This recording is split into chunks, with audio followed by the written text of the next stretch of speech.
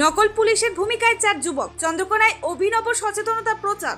পশ্চিম মেদিনীপুর জেলার চন্দ্রকোনার নয়াগঞ্জ এলাকায় রাজ্য সড়কে দেখা গেল ব্যতিক্রমী এক দৃশ্য।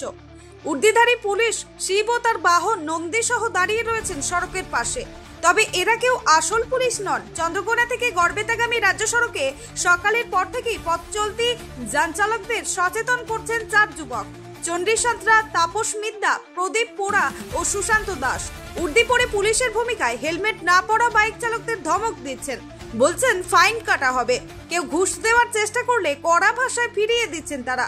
এমনকি অনেকেই প্রথমে সত্যিকারের পুলিশ ভেবে সরে যাচ্ছেন, পরক্ষণেই বুঝতে পারছেন এ এক অভিনব সচেতনতা প্রচার। এই উদ্যোগ দেখে সাধারণ মানুষ খুব খুশি। অনেকেই তাদের কাজকে সাধুবাদ জানিয়েছেন। তারা বলছেন এই ধরনের ব্যতিক্রমী উপায়ে সচেতনতা প্রচার আরো ছড়িয়ে পড়ুক। পুলিশের ভূমিকায় অভিনয় করে সচেতনতা ছড়িয়ে দেওয়ার এই প্রয়াস সত্যিই প্রশংসনীয়। কি হয়েছে? আমরা গাজন উপলক্ষে এই যে আপনার সাইকেল, মোটরসাইকেল, 4 চাকা বেরিয়েছে না, তেল ব্যবহার করা দরকার আছে, হেলমেট পরে বাড়িতে গাড়িতে চলার দরকার আছে।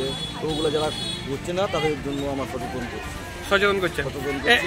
লোকে তো ভয় খেয়ে যাচ্ছে, অনেকে ভয় খাচ্ছে এই কারণে যে আমি হেলমেট পরিনি। তাহলে আমাকে পুলিশ হয়তো কিছু বলবে, এই জন্য ভয় থমকে দাঁড়িয়ে। তাহলে এই পোশাকগুলো কি ভাড়ায় এনেছেন? হ্যাঁ, এসব ভাড়ায় এনে আমরা মানুষকে সচেতন করার জন্য আমরা গঞ্জের থেকে এই সংখ্যা করছেন। আমরা বেরিয়েছি 7টা থেকে, বেরিয়ে মানুষকে সচেতন করার জন্য এই আমরা সংখ্যা। আমরা বছর পরে একবারটি সংখ্যা। আপনার নাম? এই সংখ্যা। আপনার নাম? আমার নাম চণ্ডী সাঁতরা। পুলিশ ঘিরেছিল? প্রথমে ভাবলাম পুলিশই ঘিরেছিল। তারপরে কি দেখলেন? তারপরে ভাবলাম যে গাজনের হচ্ছে সংখ্যা। প্রথমে তো ভয় খেয়ে গেলেন? হ্যাঁ। ঘুষ দিলেন নাকি?